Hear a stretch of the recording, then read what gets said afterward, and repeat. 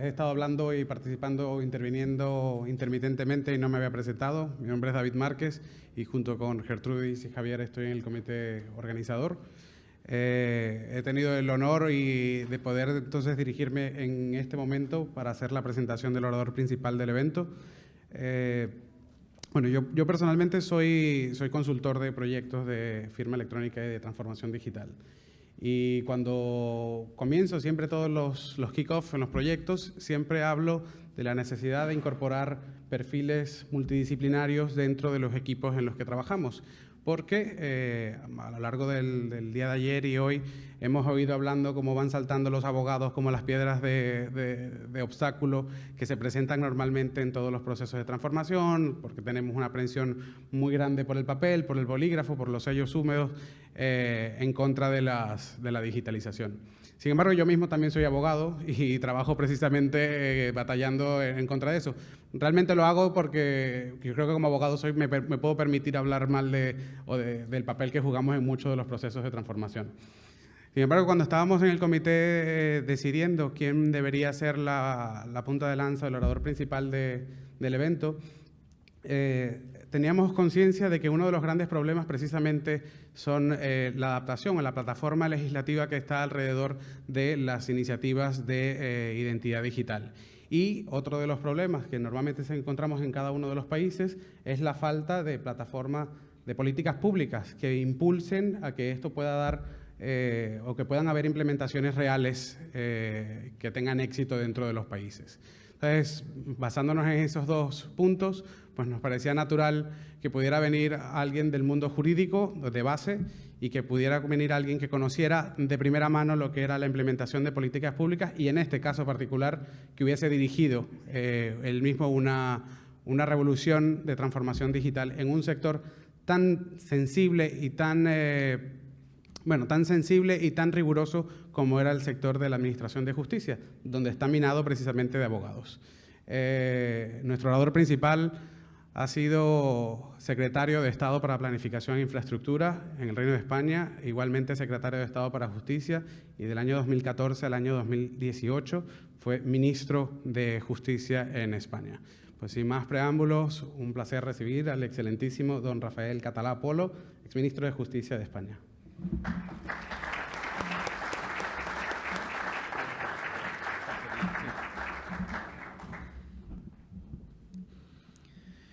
Muy buenos días y, en primer lugar, muchas gracias. Gracias a la organización de este ID Foro por considerar que el sector de la justicia podía tener interés para todos ustedes, profesionales del mundo de las tecnologías en muy distintas áreas, y, en segundo lugar, por considerar que mi presencia aquí podía tener sentido.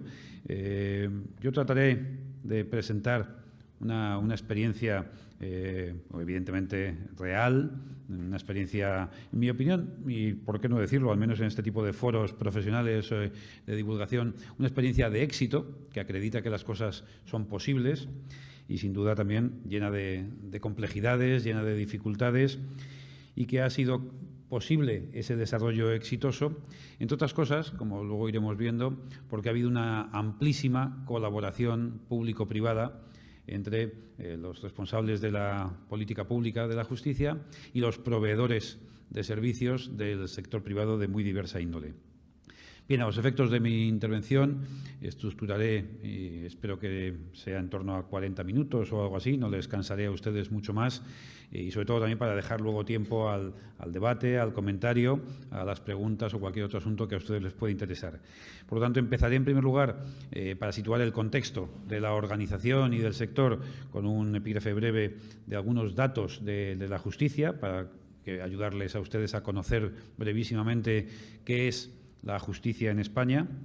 En segundo lugar, haré alguna consideración sobre cómo abordamos el proceso de digitalización, de transformación tecnológica de la justicia como un proyecto estratégico y, por lo tanto, rodeado de una visión global y amplia.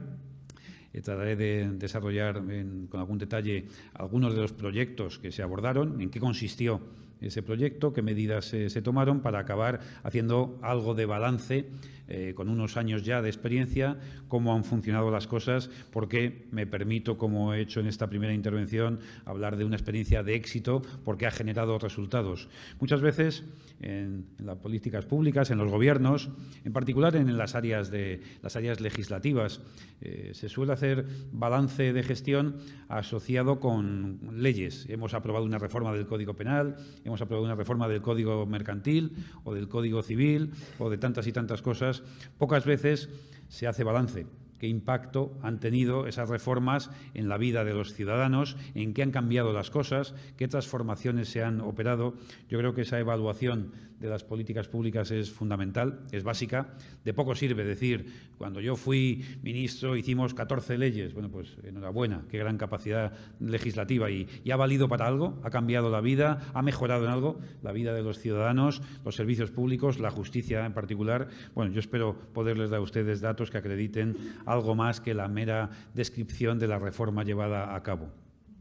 De manera sucinta, insisto, para que muchos de ustedes que no, lógicamente, no son conocedores de qué es la justicia en España, algunos datos. En primer lugar, es un sistema distribuido territorialmente, en lo que denominamos los partidos judiciales. España está dividida en 433 partidos judiciales, organizaciones territoriales, en los cuales hay, o en algunos casos, Madrid es un partido judicial.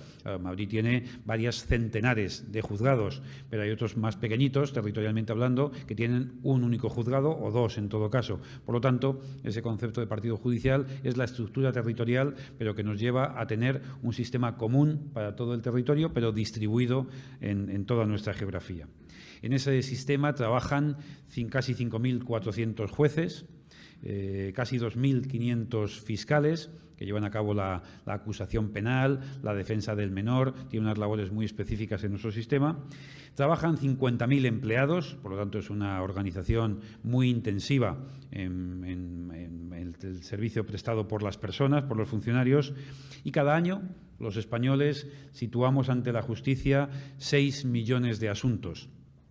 Antes eran muchos más, antes eran casi 9, pero una reforma que abordamos en el año 2015 con un cambio de técnica de organización, técnica estadística, si quieren, pues redujo en casi 3 millones, no porque se haya mermado la capacidad de presentar ante la justicia asuntos, simplemente es que antes había muchas denuncias de temas menores que no tenían autor conocido, alguien que le roban un celular por la calle, presenta una denuncia, no sabe quién ha sido, eso se deja latente, dormir. Bueno, decidimos que todos esos asuntos sin autor conocido dejasen de tener relevancia judicial en la estadística, porque engordaba mucho la estadística y no tenía materialidad. Eran asuntos de mero trámite de la denuncia. Luego, si detienen a una persona y se comprueba que es un ladrón de celulares, se puede comprobar, pero eso no es un asunto judicial en sentido estricto. Y también muchos delitos menores se tramitaron como faltas administrativas y, por lo tanto, los datos de la justicia penal bajaron muy relevantemente, pero, como digo, no eran sustanciales, no tenían materialidad. Por lo tanto, 6 millones de asuntos cada año se tramitan en España. Los indicadores de calidad de la justicia son muy diversos, pero yo creo que el tiempo, seguro que en todos los países, es un factor que los ciudadanos identificamos como un factor de calidad. Una justicia lenta es una justicia de mala calidad y, por lo tanto, acortar los tiempos de tramitación siempre es muy importante. Aquí ya empezamos a hablar de la digitalización del sistema como elemento de calidad, porque luego veremos cómo la digitalización acorta los tiempos de tramitación. Bien, los tiempos de resolución en España, de los 4 órdenes jurisdiccionales en los que se estructura nuestro sistema judicial, el orden civil, el orden penal, el orden laboral y el orden administrativo son los que aquí aparecen y razonablemente, comparativamente hablando con otros países en el ámbito de la Unión Europea o de Iberoamérica, yo creo que no está especialmente mal la justicia española y, sin embargo, no por ello deja de ser un objetivo de todos los gobiernos acortar los tiempos de respuesta de la justicia a las demandas de los ciudadanos. Bien, pues ahí ven cómo en la primera instancia del orden civil se tarda 7 meses, de media, evidentemente. Hay picos mucho más largos y hay asuntos que se resuelven en muy poquitos meses. Pues en 7 meses de media se resuelven los asuntos en el orden civil en primera instancia, en el orden penal en torno a 10 meses, en el orden laboral, social, en torno a 10 meses y en el orden contencioso administrativo también 10 meses. La segunda instancia, el proceso de revisión que puede existir, el recurso contra la decisión tomada en primera instancia, también se resuelve en 7 meses en el orden civil, en 4 meses en el orden penal, en 5 meses en el orden laboral y en 15 meses, lo cual es preocupante sin duda, en el orden administrativo. Y por último ya, también para darles la visión global, el Tribunal Supremo de España, que tiene también esas mismas estructuras en salas, la sala de lo civil, la sala de lo penal, la sala de lo social y la sala de lo administrativo, tiene unos tiempos largos. Claro, fíjense que al Tribunal Supremo solamente llegan los asuntos verdaderamente complejos, graves. Hay una ley que decide qué asuntos tienen naturaleza para ser objeto de recurso de casación por la Corte Suprema y, por tanto, son asuntos verdaderamente relevantes que les lleva en el orden civil 15 meses su resolución, 6 meses en el penal, 14 meses en el laboral y 17 meses en el orden contencioso administrativo. Otro dato que me parece que puede ser interesante para entender también el volumen de asuntos, esos 6 millones de asuntos que cada año se plantean ante los tribunales, es el índice de calidad vinculado con, sobre las sentencias que se dictan en primera instancia, cuántas de ellas se recurren al Tribunal Superior. Porque, como ven, ahí en la primera columna, los recursos y el porcentaje de asuntos que se recurren en órdenes superiores son del 9%. Solamente el 9% de las sentencias se recurren en el orden civil, el 19% en el orden penal, el 31% en el orden laboral y en el 22% en el orden administrativo, contencioso administrativo.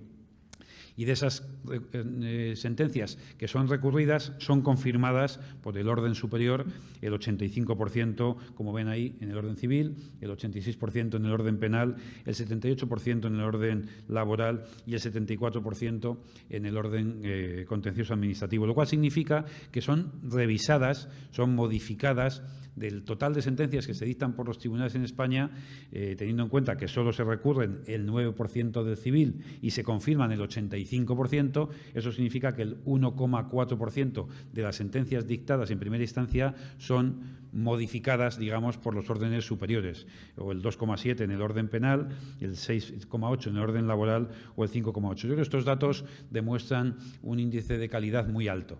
Solo el 1,5%, el 2,7%, el 6,8% o el 5,8% de las sentencias dictadas en primera instancia son luego modificadas por los tribunales de justicia. Bien, con estos datos, los que quería situarles un poco de contexto cuantitativo de qué es la justicia en nuestro país. Ustedes saben, en todos nuestros marcos jurídicos constitucionales, la justicia es un poder del Estado, un poder independiente que constituye un pilar de nuestras democracias y nuestro Estado de Derecho y que deben garantizar en su funcionamiento la igualdad de todos. Cualquier ciudadano es igual a los demás en el acceso ante los tribunales.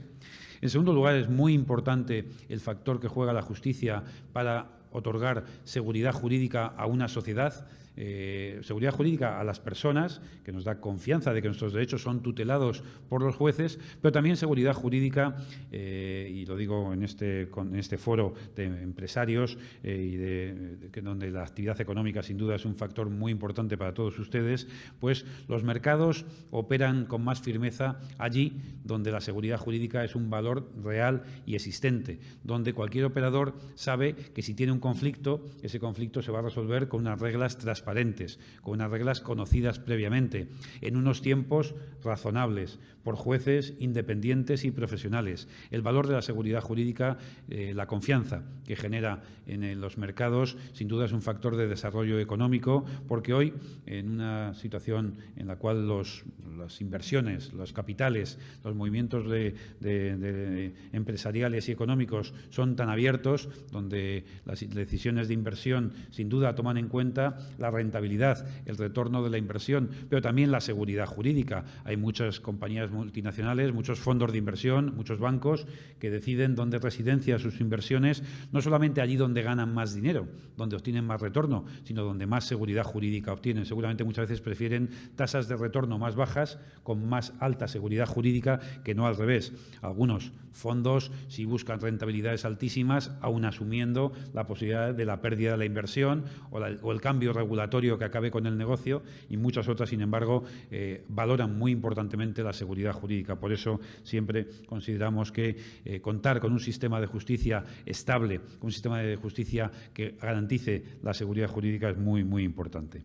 En tercer lugar, es un valor sin duda fundamental del sistema de justicia la protección de los más desfavorables, aquellos que tienen menos posibilidades de acudir ante firmas destacadas de abogados, aquellos que tienen menos derechos, como me estoy refiriendo también pues a entornos más desfavorecidos, más desprotegidos, comunidades indígenas, muchos entornos sociales que requieren una especial atención por parte de los poderes públicos. Por lo tanto, la justicia como poder del Estado tiene que ser capaz de transmitir a esos ciudadanos que pueden acudir, que hay sistemas de asistencia jurídica gratuita, que hay sistemas de igualdad, como he dicho al principio, que va a garantizar su acceso a la justicia. Y tampoco quería dejar de mencionar un cuarto factor en este enfoque de la justicia como poder del Estado, que tiene que ver con una lacra de las sociedades actuales, como es la corrupción. Y si en algún poder del Estado acredita el compromiso por la transparencia, por la lucha contra la corrupción,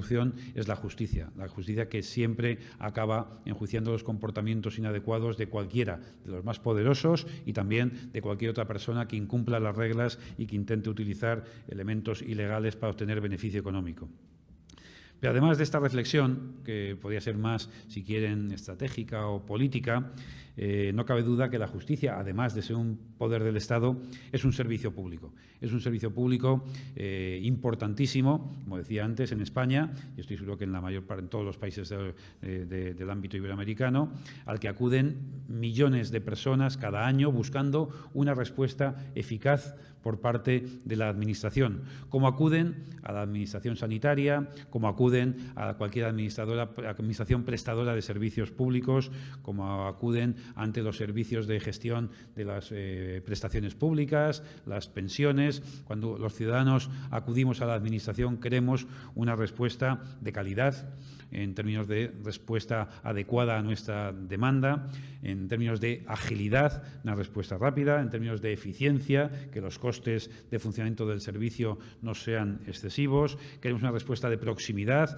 que haya una cercanía de la Administración pública a las demandas de los ciudadanos, con unas características también de sostenibilidad de los servicios, que den continuidad y permanencia, así como seguridad y transparencia. Todos estos factores que, lógicamente, permitirían un desarrollo muy largo de cada una de esas características, yo creo que no son otra cosa que la acreditación de cómo se relaciona la sociedad del siglo XXI con los servicios públicos. Por lo tanto, una sociedad exigente, una sociedad que demanda a los servicios públicos una calidad y unas características de servicio equivalentes a las que demanda a los servicios privados, a cualquier prestador de servicios, genera sin duda un desafío muy importante para las administraciones públicas y en donde el desafío tecnológico, sin duda, es una de las que permite ser capaces de atender todas estas características que hoy los ciudadanos requieren de los servicios públicos con la calidad y con los estándares que están exigiendo la sociedad del siglo XXI. Porque, como ya se dijo hace algunos años, ni más ni menos que en 1859, es una frase clásica, ¿no?, que define muy bien el pensamiento de Charles Darwin en su obra El origen de las especies: el que sobrevive a los desafíos, a las transformaciones, a los cambios, no es ni el más fuerte ni siquiera el más inteligente, sino el que es capaz de adaptarse mejor al cambio. Por lo tanto, ser capaces de adaptarse a los cambios de la sociedad del siglo XXI constituye, sin duda, un desafío extraordinario para todos los servicios públicos y, por lo tanto, también, lógicamente, para la justicia. Pero fíjense cómo esta frase de Darwin, de hace prácticamente ya casi va a ser 2 siglos en nada, está operando en toda la economía mundial.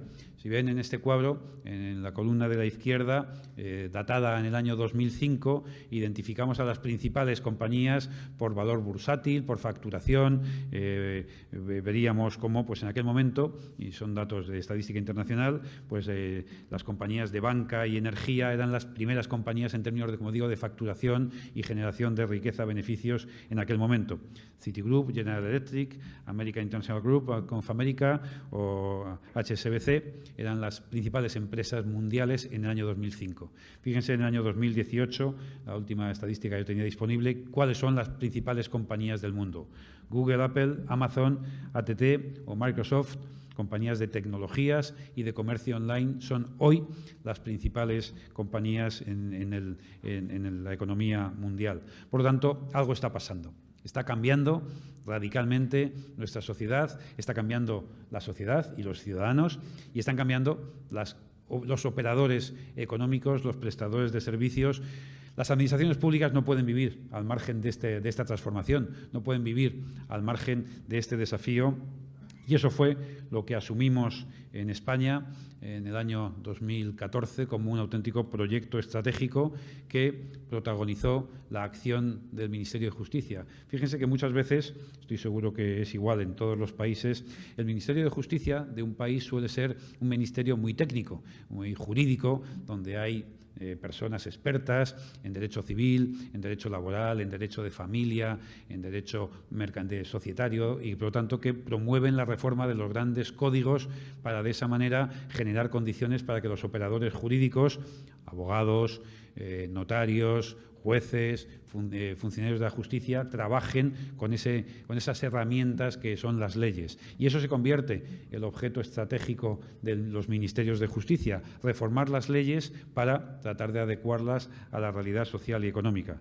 Bueno, nosotros creímos que, además de eso, porque no fueron pocos las reformas legislativas, había también que poner el foco en la justicia como servicio público, no solamente como poder del Estado, sino también como servicio público y, por lo tanto, ser capaces de tener una visión de 360 grados del conjunto de la justicia como poder del Estado, la justicia como servicio público y tener una visión estratégica y a la vez, y eso yo creo que fue verdaderamente innovador, una visión tecnológica de la justicia. Nunca en el Ministerio de Justicia había expertos en tecnologías, había expertos en el análisis y el diseño de procedimientos, expertos en transformación tecnológica y, sin embargo, pues en esta etapa le dimos ese enfoque y le dimos esa importancia a los aspectos tecnológicos junto, sin duda, a los aspectos estratégicos también.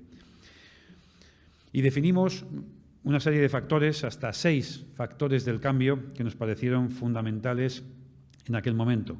En primer lugar, lo que no puede faltar nunca en el liderazgo de un proyecto relevante, un proyecto importante, que es el ser capaz de tener una visión y una estrategia compleja, de medio plazo y que, como he dicho antes, que tuviese una visión 360 grados del sector y de la problemática a la que nos referíamos. En segundo lugar, y seguramente ustedes lo conocen también, han colaborado ustedes o han trabajado con las administraciones públicas muchas veces, es fundamental y fue fundamental otorgarle a este proyecto una prioridad política. Muchas veces, en la gestión de los servicios públicos, sanitarios, educativos, las burocracias administrativas, los aspectos tecnológicos suelen ser instrumentales. Suele ser un aspecto que acompaña y dota de recursos para poder cambiar algunas cosas. Y, sin embargo, para nosotros, la transformación digital de la justicia en España constituía en sí mismo un proyecto estratégico. No era ponerles mejores ordenadores a los jueces, que eso es muy habitual, tener un presupuesto para ir comprando anualmente y renovando el parque de equipos y sustituir impresoras de mayor calidad. No era un aspecto instrumental y de acompañamiento. Se constituyó en un proyecto estratégico, una auténtica prioridad política, la transformación digital de la justicia. Para ello hacían falta normas, sin duda. No se cambia la sociedad sin el apoyo normativo de las reformas y, por lo tanto, promovimos cambios legales que daban apoyo a este cambio estratégico, como luego les comentaré. Pero también, como les decía al principio, no nos quedamos ahí. No dijimos, hemos hecho leyes, ya he aprobado la ley por la cual se convierte en, luego lo veremos, obligatoria la comunicación electrónica entre los profesionales y los juzgados, dejó de ser una opción para convertirse en una obligación, pero además de eso fuimos muy conscientes de que solo con la colaboración de esos decenas de miles de profesionales a las que me he referido en las transparencias iniciales, solo trabajando con los profesionales sería posible el cambio del modelo de gestión, de un cambio cultural. Como todos sabemos perfectamente, se puede hacer inversión, se pueden mejorar los equipos, las soluciones tecnológicas, pero solo cambiando la cultura de las organizaciones, solo cambiando la manera de entender por parte de los profesionales la aportación de la tecnología en su gestión, en su prestación de servicios, solo cuando los profesionales utilizan con convencimiento las nuevas tecnologías se produce un resultado de cambio verdaderamente importante. En quinto lugar, y forma parte de casi del manual de cualquier proyecto de transformación y de cambio, también, pero quería destacarlo, uno de los factores del cambio fue no solamente la prioridad política a la que me he referido, sino la firmeza en el proceso de cambio. Porque las resistencias siempre son importantes y lo fueron especialmente en un sector muy conservador, muy tradicional, muy apegado a los valores históricos, burocráticos, el expediente en papel, el procedimiento, la firma física, manual, el documento archivado en las estanterías de las oficinas, esa cultura que casi pasa por el magistrado, un jurista, que poco menos que le dicta a la secretaria la resolución y la secretaria va tomando nota de la sabiduría que emana del magistrado en su conocimiento. Pues ese es el modelo tradicional, es un modelo muy reconocido por lo que tiene de calidad técnico-jurídica y cambiar, sin duda, eso genera muchas resistencias y, por lo tanto, yo os aseguro, no son datos, son anécdotas, pero yo creo que todas las asociaciones de jueces y de fiscales, todas las conservadoras, más cercanas a un gobierno del Partido Popular, las progresistas, más contrarias y más tensas, todas las asociaciones nos pidieron que parásemos el proyecto, que hasta que no estuviese todo perfectamente hecho no se comenzase la implantación, como si la implantación fuese posible con un sistema cerrado y perfecto, cuando todos sabemos que, sin duda, hay que tener un proyecto de calidad y un proyecto inicialmente acreditado, pero que su puesta en funcionamiento, las pruebas, los procesos de desarrollo forman parte de la implantación de cualquier proyecto ambicioso. Por lo tanto, la firmeza y la decisión en el mantenimiento del proyecto también fue uno de los factores de cambio.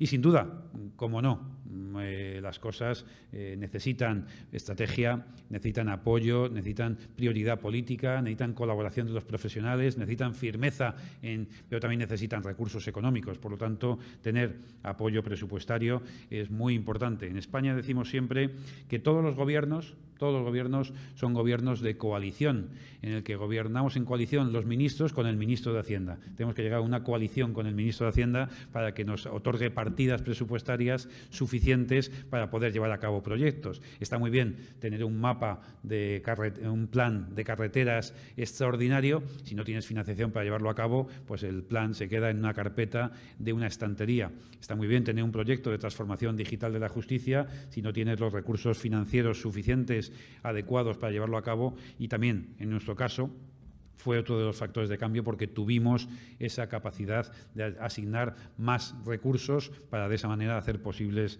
la transformación.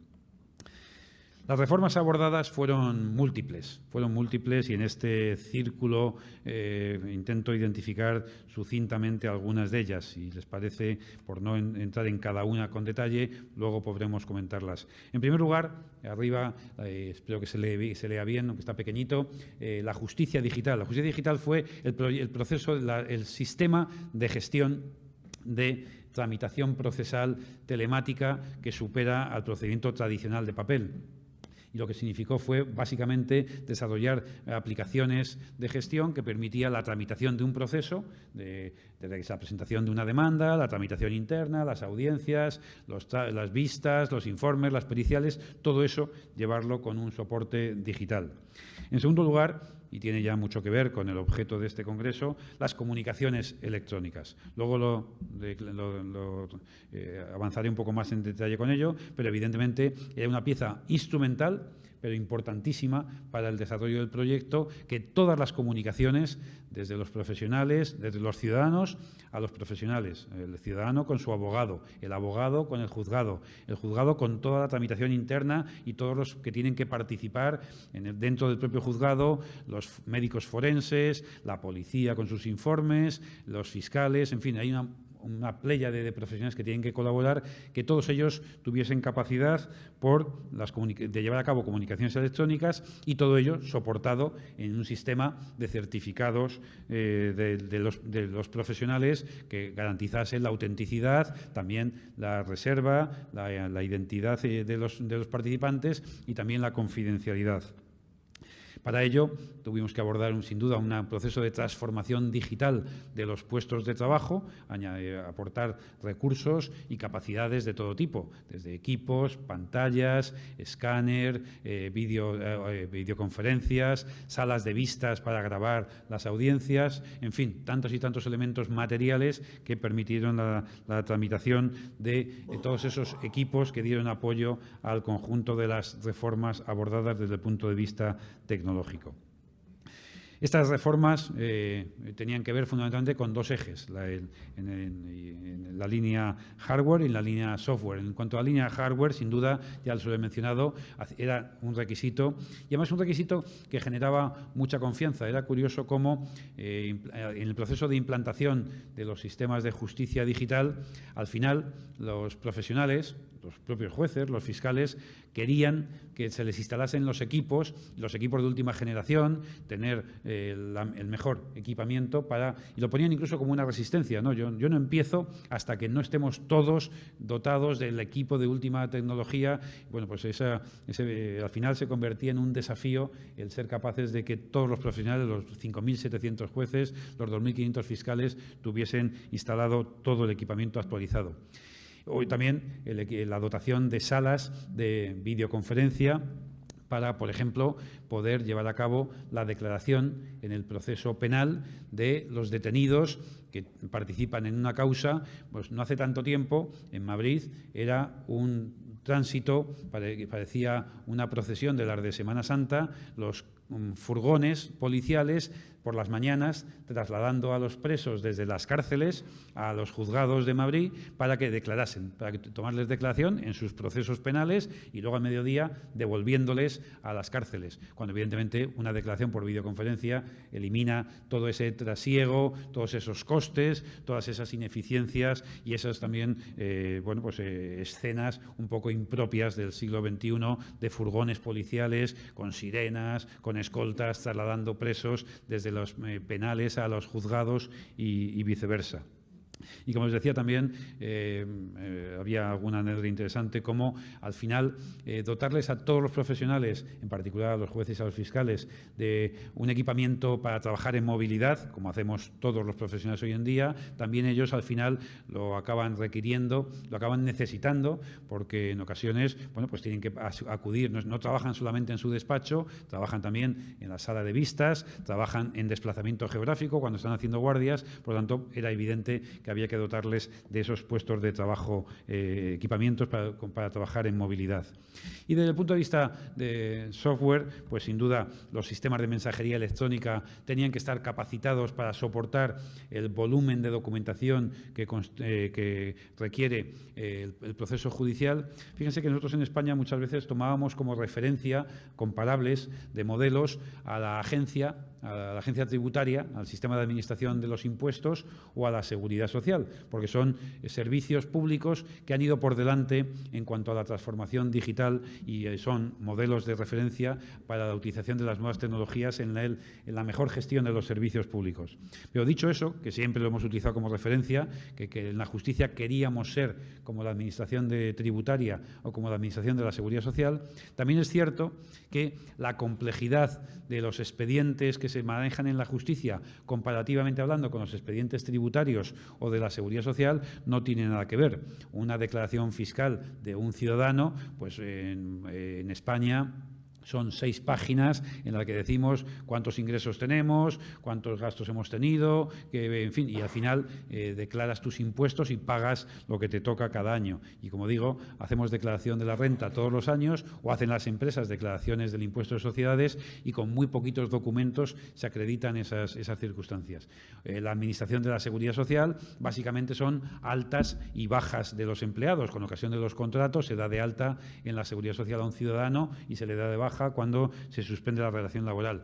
Pero un proceso judicial, cada uno de esos 6 millones de asuntos a los que me he referido, pues la mayor parte de ellos lleva detrás un volumen de documentación extraordinaria. No solamente la demanda, los abogados somos muy dados a hacer demandas de 100 folios para que nuestro cliente vea el trabajo que nos hemos tomado y para que también nos pague lo que le hemos pedido que nos pague, para que vea que hemos hecho un gran trabajo. Luego, a partir de ahí, vienen los documentos anexos, las pruebas que se acreditan, las declaraciones de los testigos. Si estamos hablando en el ámbito contencioso administrativo, cuando hay, por ejemplo, un expediente urbanístico en el que hay una sanción y hay que presentar informes de arquitectos, de ingenieros. Yo he visto expedientes judiciales con cajones de documentación, de informes técnicos que intentan apoyar la reclamación o la demanda de una parte. Bueno, pues el sistema de mensajería electrónica que pretende suprimir toda esa documentación física tiene que tener capacidad suficiente para albergar todos esos archivos y todos esos elementos adjuntos. Por lo tanto, el sistema de mensajería electrónica es un sistema altamente complejo, mucho más que el de la seguridad social o el de la agencia tributaria. Por otra parte, cada vez más, ustedes son expertos en materia de tecnologías mucho más que yo, el acceso a la nube por parte de los profesionales en términos de calidad y en términos de garantía y disponibilidad y seguridad ha sido muy importante, y trabajar con buenas en firmas que acrediten esta calidad de servicios también lo era entonces. Y una vez más, el certificado de firma, que ahora comentaré con más detalle, ha sido también otra de las piezas claves de generación de confianza, de seguridad en el sistema y de facilitación de todo este gran proyecto de transformación digital de la justicia. Porque en lo que tiene que ver con el certificado personal ha sido la Fábrica Nacional de Moneda y Timbre la entidad con la que hemos trabajado para llevar a cabo esta certificación, para el otorgamiento de certificados a todos los profesionales del sistema de justicia. Un certificado electrónico con seudónimo que no incluye la información personal. Empezó a surgir cuando los primeros jueces en las experiencias pilotos hacían la tramitación digital y acababan firmando la sentencia en digital. Salían datos de carácter personal, salía el DNI, podían salir datos personales y hubo mucho revuelo con esa identificación que podía hacerse de la personalidad de los jueces, que de otra manera hasta entonces no había existido. En ocasiones también es cierto que tuvimos que trabajar para, como digo, no identificar por DNI ni por correo electrónico a los miembros del Poder Judicial, a los funcionarios públicos, pues entre otras cosas para evitar elementos luego de identificación personal o de presiones o de cualquier otro elemento que pudiesen tener impropio de su condición de funcionario público, que sin duda tienen una cierta relevancia. Yo creo que en una pequeña localidad todo el mundo sabe quién es el juez, dónde vive el juez, cómo se llama su mujer y sus hijos, a qué colegio van, todo esto que es muy natural en los ámbitos pequeños. Sin embargo, en las grandes ciudades y en particular en los órdenes jurisdiccionales, que en el ámbito penal, fundamentalmente los jueces que trabajan en materia especialmente delicada, crimen organizado, narcotráfico, bandas terroristas incluso, todos los temas de confidencialidad y de protección sin duda son muy, muy delicados, y por eso hubo que trabajar con con este sentido para proteger los aspectos de no identificación personal de los profesionales que trabajaban en el procedimiento judicial.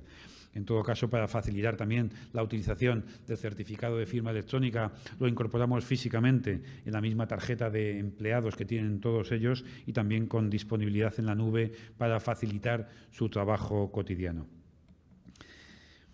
Les decía que las comunicaciones electrónicas acreditadas a través de la firma y del certificado personal constituían otra de las piezas fundamentales, porque a fin de cuentas lo que hemos pretendido es ser capaces de que estos dos bloques, el que está a la izquierda y a la derecha, pudiesen trabajar en electrónico y tuviesen comunicaciones eficaces y garantizadas y securizadas mediante los sistemas, el sistema del SNET, que es el sistema de la herramienta, la pasarela tecnológica de comunicaciones electrónicas, de tal manera que todos aquellos que inician o que participan en un proceso judicial, los abogados, los procuradores, los funcionarios públicos, puedan comunicarse con las oficinas de justicia, y allí dentro están los jueces, los fiscales, los funcionarios de la Administración de Justicia, y exista a través de la herramienta del SNET, que, como digo, es una herramienta de comunicación electrónica que genera, sin duda, un volumen extraordinario, como ahora cuando hablemos de los resultados obtenidos,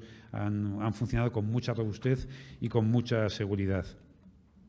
Porque la tramitación electrónica de un proceso judicial, sin duda, genera algunas de las características de las que empezaba yo a hablar en mi intervención cuando hablaba de la justicia como servicio público, pues la manera de acreditar y garantizar a los ciudadanos esos elementos de calidad y de certeza y de seguridad que ellos exigen, precisamente están soportadas en la tramitación electrónica del proceso, porque esa tramitación electrónica versus la tramitación tradicional en soporte de papel, sin duda, es mucho más ágil, es mucho más rápida. Imagínense, a golpe de clic, un abogado en su despacho presenta una demanda enviándola a través de la pasarela de correo electrónico garantizada y asegurada, sin tener que desplazarse ante la oficina del registro, que por lo tanto se ahorran sin duda mucho tiempo en desplazamientos y mucho papel también, mucho consumo de papel, mucho consumo de impresoras, y por tanto eso, en los 6 millones de asuntos, todo ello acumulado tiene un ahorro de tiempos y de consumos muy, muy importantes. También garantiza la integridad. No son pocos los casos. A mí me gusta siempre hablar bien de la justicia en España, porque creo que es un servicio de altísima calidad, pero tiene fallos, tiene defectos todavía importantes y, por ejemplo, se pierden los expedientes. Algunas de las peores fotografías que a mí, reconozco que me ofendían, me hacían daño por el esfuerzo que estábamos haciendo de transformación, era un carrito de estos del supermercado lleno de expedientes que un funcionario paseaba para subir asuntos del registro a la 4ª planta o de una oficina judicial a la otra. Bueno, pues ese trasiego material de documentos de 6 millones de asuntos al año, en un porcentaje pequeño, pero provocaba pérdidas, extravíos de documentación y, por lo tanto, dificultades enormes para reconstituir un expediente que se había extraviado, que se había deteriorado, o cuando, lamentablemente, como ha sucedido estos días de atrás, en la costa del Mediterráneo de España, se producen unas tormentas, inundaciones, pues a veces también a los edificios públicos les afectan las inundaciones y se llenan de agua como consecuencia de riadas algunos almacenes y se pierde la documentación. Imagínense, asuntos que ya están archivados y terminados, pues bueno, tiene una pérdida casi en algunos casos emocional o histórica, pero en asuntos que están en trámite el daño puede ser extraordinario. Volver a reconstituir un expediente judicial en soporte de papel sin duda tiene un daño importantísimo. Y, por último, también la interoperabilidad de los sistemas de gestión entre los juzgados de primera instancia, las audiencias provinciales, el Tribunal Supremo, la posibilidad de interoperar entre todos esos órganos jurisdiccionales es mucho más fácil con un sistema electrónico, digital, que con el sistema tradicional en papel. Voy terminando para, como decía al principio, dejar tiempo para alguna aclaración, preguntas, debate que a ustedes les interese. Algunos datos para poner de manifiesto qué ha pasado. Todo esto está muy bien, muy bonito, muy interesante. ¿Y qué ha pasado? Bueno, pues lo que ha pasado es que hoy, en España, en el ámbito de responsabilidad del Ministerio de Justicia, todos los juzgados de esa planta judicial a la que me refiero al principio, todos trabajan ya en digital.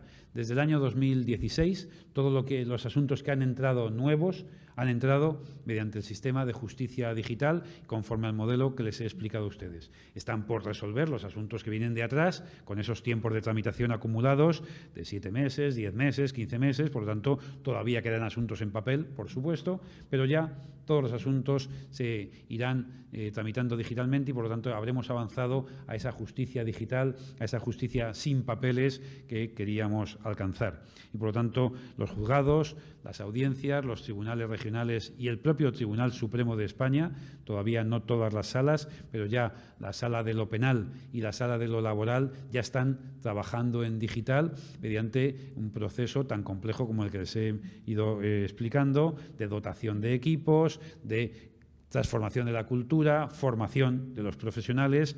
Fíjense, hay que reconocerlo, es una evidencia, que cuanto mayores somos, más difícilmente nos transformamos en ciudadanos digitales o en profesionales digitales. Y en los órganos superiores de la justicia, por los modelos de carrera profesional, las personas que prestan sus servicios son más mayores, están en el final de su carrera. Al Tribunal Supremo de España se llega con no menos de 60 años y, por lo tanto, son personas que no son nativos digitales, evidentemente, y que su resistencia al cambio, pues sin duda, es mayor. Y aún así, en la sala de lo penal y en la sala de lo laboral, hoy ya está plenamente operativa la justicia digital.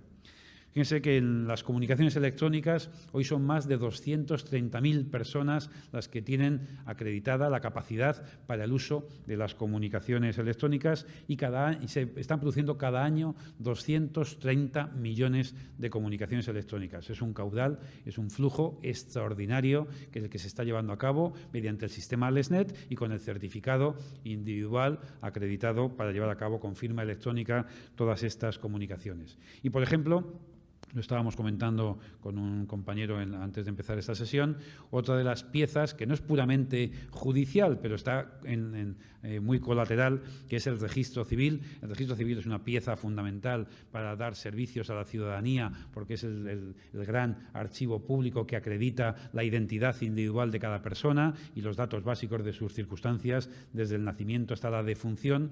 Bueno, pues nosotros nos empeñamos también en que la inscripción inicial, la inscripción constitutiva del ciudadano en el registro civil dejase de hacer en papel para hacerlo también de manera digital, con firma electrónica, con certificado acreditativo por parte de los hospitales públicos.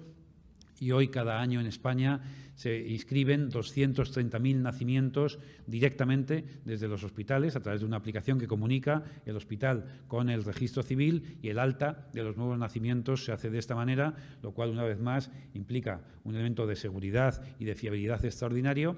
Implica pues que en aquellos momentos en los que, evidentemente, la madre no está para hacer muchas gestiones de documentación, y suelen ser los padres los que en España al menos se iban con un certificado físico que te daban en el hospital a hacer las colas oportunas ante la ventanilla del registro civil, a inscribir al recién nacido, todo eso ha desaparecido y se hace ya de manera digital, 300.000 al año, con el ahorro de costes y de mejora de la calidad de servicio a los ciudadanos. Les hablaba al principio, como un elemento identificativo de la calidad de la justicia, los tiempos de tramitación.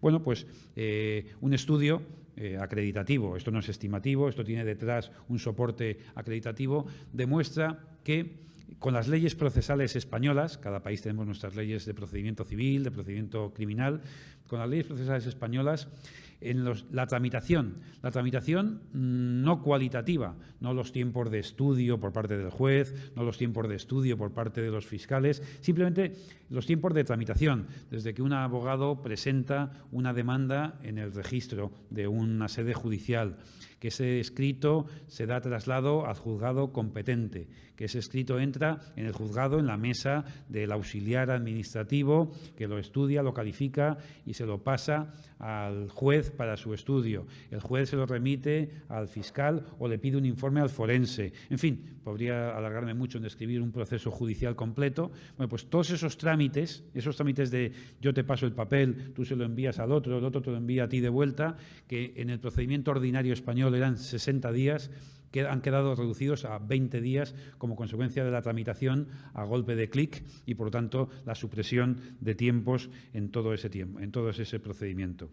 El ahorro económico acreditado es de 75 euros por cada expediente. Cada expediente implica, en términos de costes, ahorro de papel, ahorro de impresoras, ahorro de tóner, etcétera, etcétera. 75 euros, que por 6 millones de asuntos pues no es peccata minuta, ni mucho menos.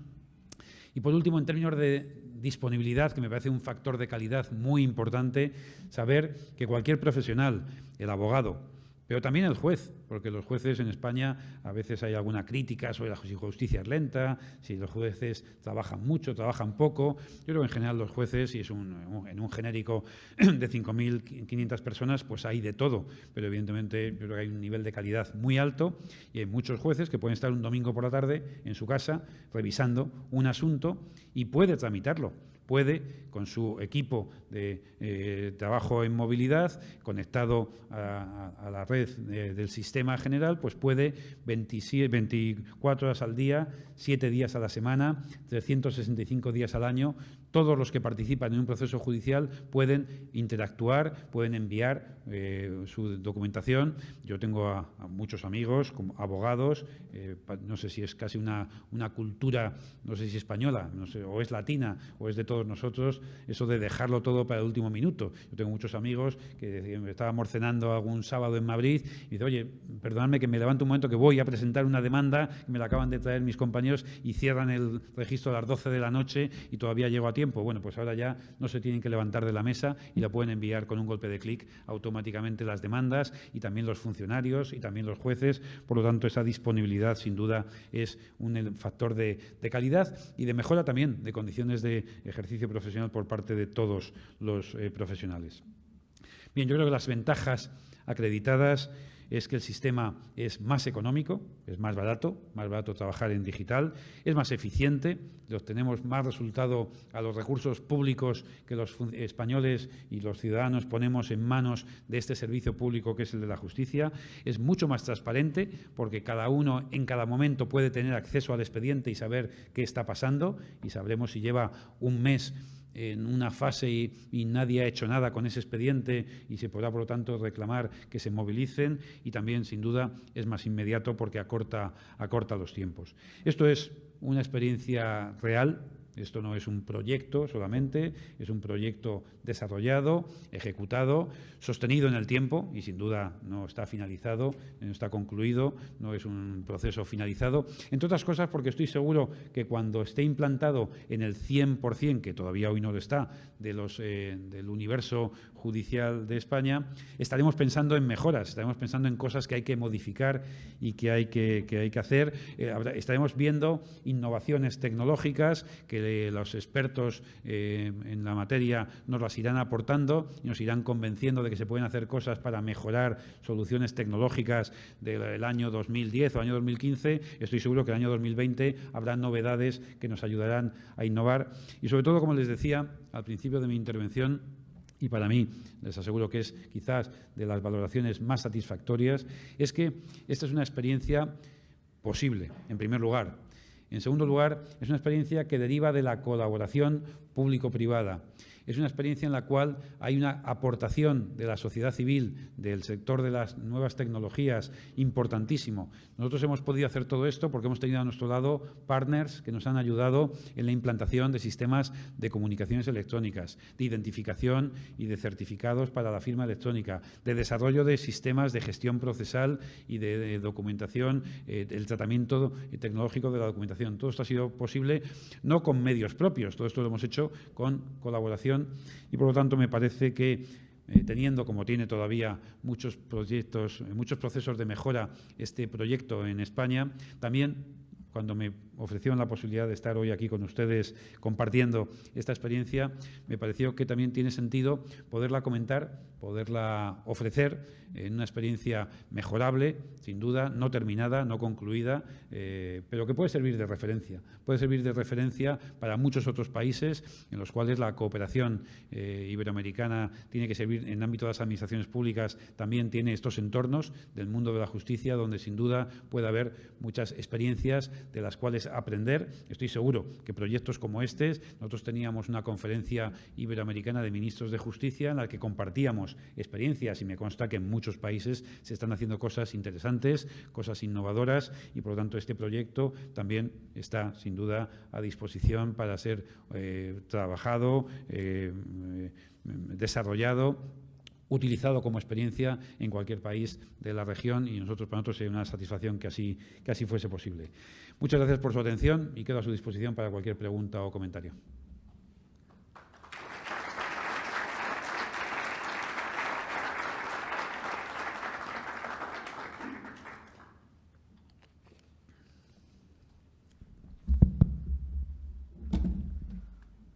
Buenos días.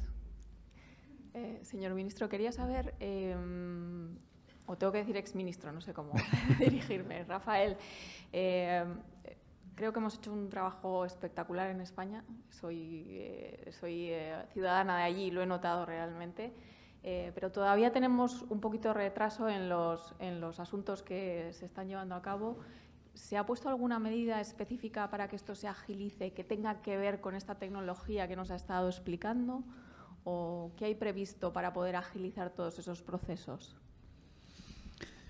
Bueno, la manera de agilizar los procesos tiene dos enfoques o dos elementos fundamentales. Por una parte, ser capaces de gestionarlo internamente con una tramitación digital, que ya he acreditado que se acortan los tiempos, se hace más eficiente, menos oneroso.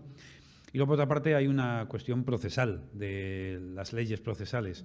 El sistema de justicia, como ustedes bien conocen, y yo lo decía cuando hablaba de la justicia como poder del Estado, es un sistema muy garantista. Es un sistema que pretende asegurar los derechos fundamentales de los ciudadanos, de tal manera que cuando hay cualquier lesión a esos derechos puedes acudir ante la justicia y, por lo tanto, los sistemas están inspirados en modelos muy garantistas y muy procedimentalistas, si vale la expresión. Ajustar esos modelos, simplificar, no establecer procedimientos que te permiten recurrir 3 veces la misma cosa, como a veces sucede. Muchas veces el mejor abogado, sobre todo cuando el cliente no tiene la razón, es aquel que consigue que el proceso se dilate y tarde muchos años. Y, ya que vamos a perder, que perdamos tarde, por lo menos, ¿no? Bueno, eso es las leyes no deberían permitir eso y, por lo tanto, también tener leyes más sencillas, más propias del siglo XXI y no del siglo XIX. En España tenemos alguna ley procesal todavía vigente del siglo XIX, de 1860 y tantos, lo cual parece un poco anacrónico, pero es la realidad. Y por otra parte también, otro elemento en el que yo creo que hay que trabajar mucho, es una cultura más anglosajona que latina, es la búsqueda de soluciones extrajudiciales de conflictos. Es una paradoja que yo espero que no, pero si cuando vuelva a Madrid el sábado me pierden la maleta o el avión llega tarde y hago una reclamación y no me la atiende la compañía, ya digo, espero que no me pase, pero que acabe poniéndole una reclamación judicial, a lo mejor por 150 euros de indemnización. No tiene mucho sentido que los juzgados en España tengan una carga de trabajo muy importante que les hace trabajar más lento, por lo tanto, y tener una respuesta más dilatada por asuntos de tan pequeña cuantía. Encontrar modelos para resolver esos asuntos al margen de los tribunales yo creo que es muy importante. Yo siempre decía que la hora de un juez es muy cara para pedirle que resuelva asuntos de que una persona ha insultado a otra porque se le ha colado en una tienda y le ha dado un empujón. Eso no puede ir a un juez. Y no puede ir a un juez una reclamación de 150 euros. Hay que ser capaces de buscar, por lo tanto, para dejar a la justicia los asuntos verdaderamente importantes, con leyes procesales modernas y con sistemas de gestión donde la tecnología genere capacidades de agilidad. Si fuésemos capaces de hacer todo eso, tendríamos una justicia mucho más ágil.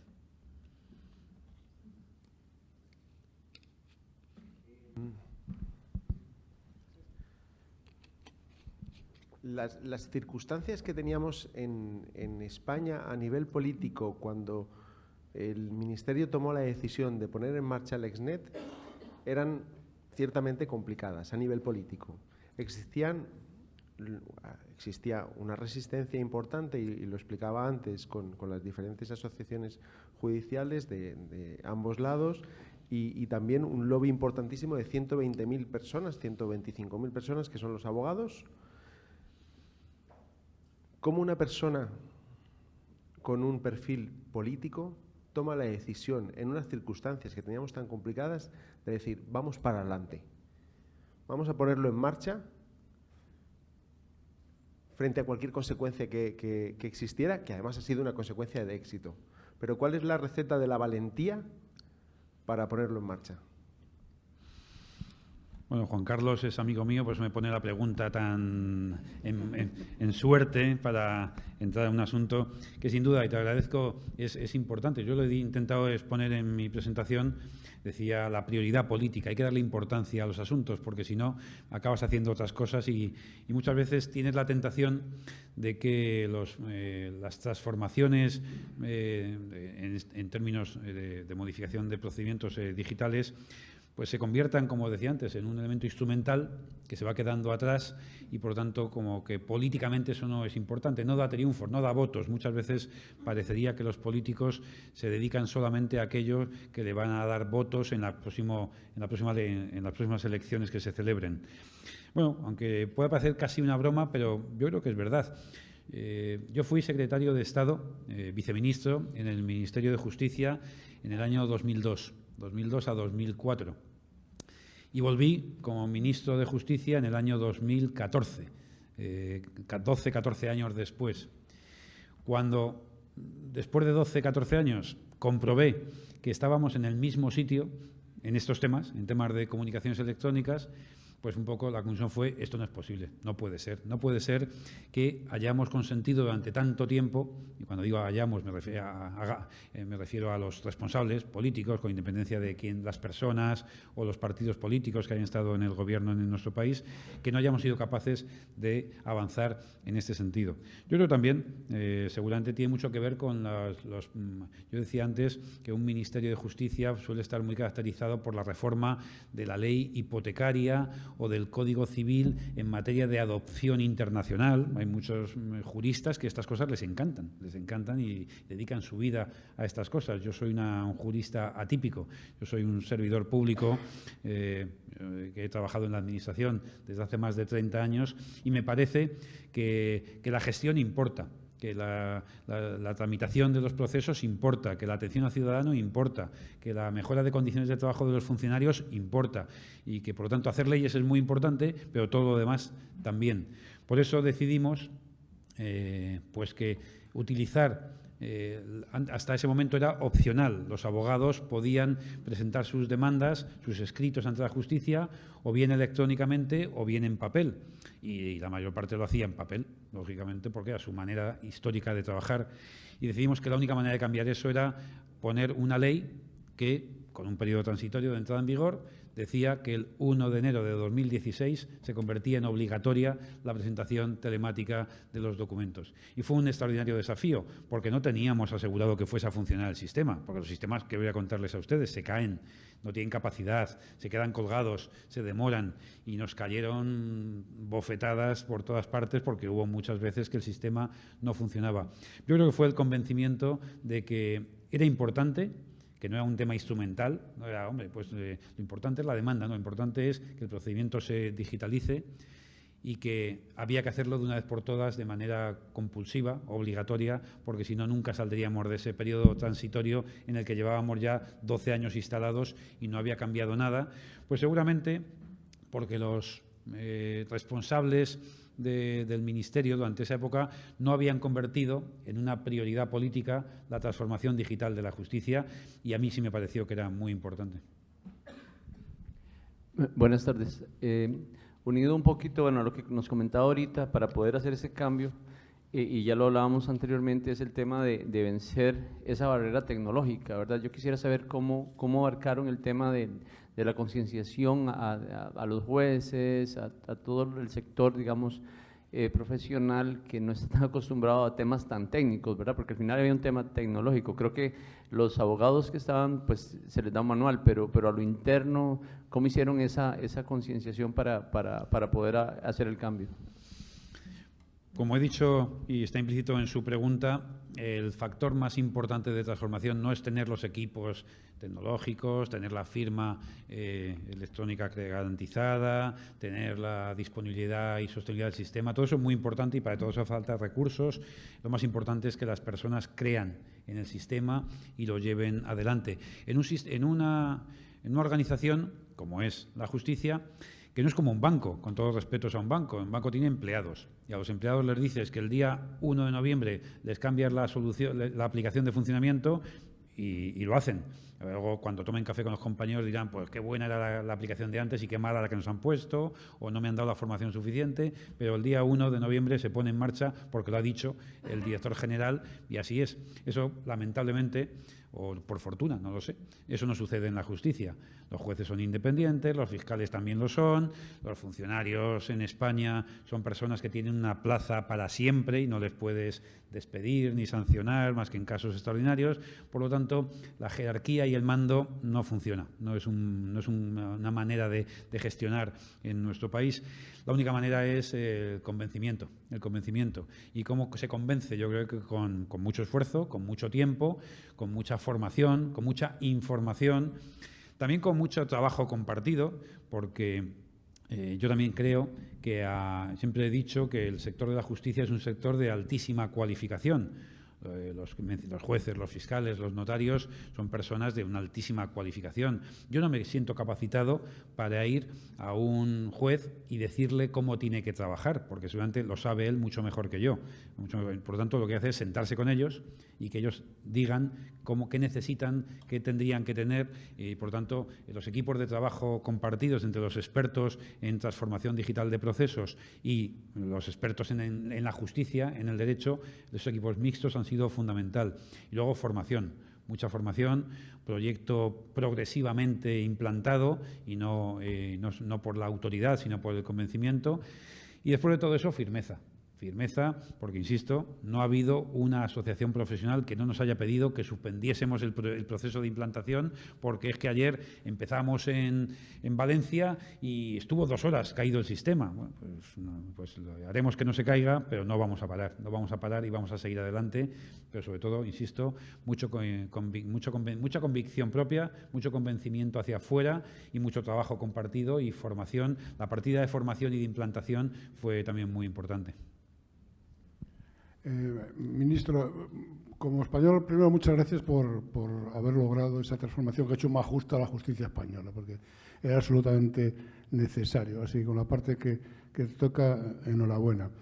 Y yo especialmente quiero insistir en algo que lo has dejado caer y ha pasado ahí, que son el certificado de nacimiento. Y como dentro del sector sanitario lo tenemos claro, pero puede ser que fuera de él lo mismo no identifican la importancia que tiene esto, decir que tanto el certificado de nacimiento como el de defunción son 2 instrumentos de garantías sociales de primer orden.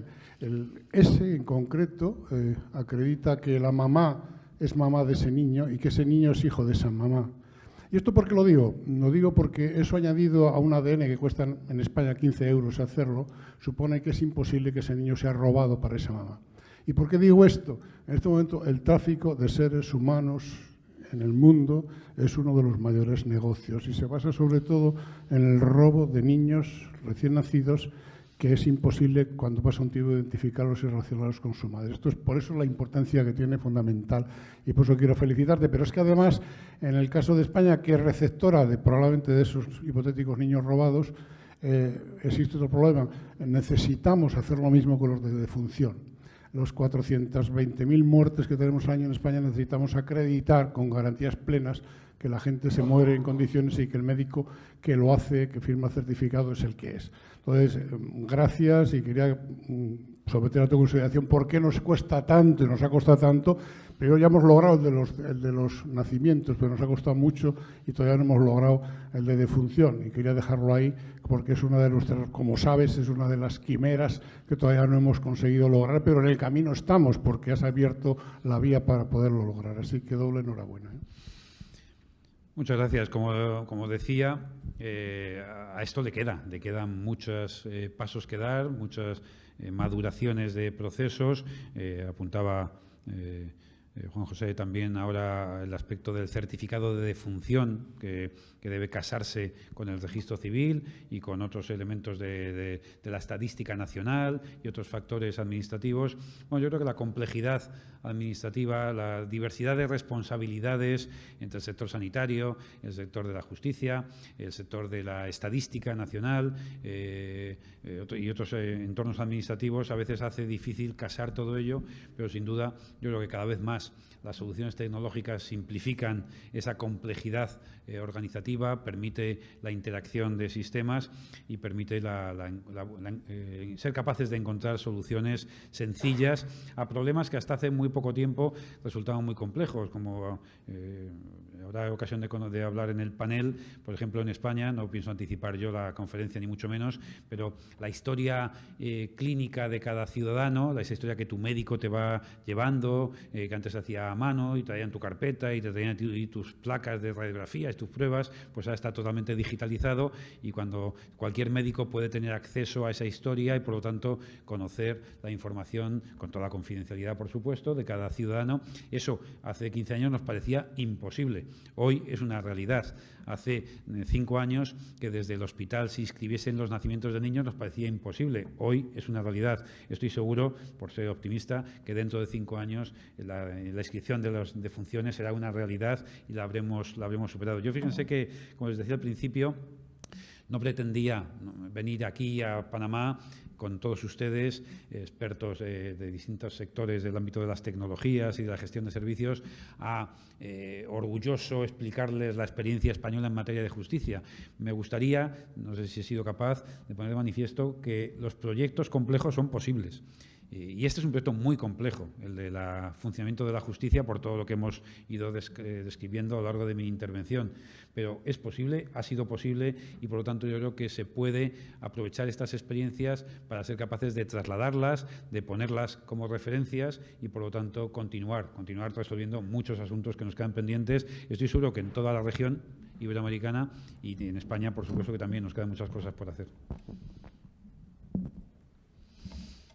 Doctor Catalá, muchísimas gracias por su participación. En nombre del ID Foro.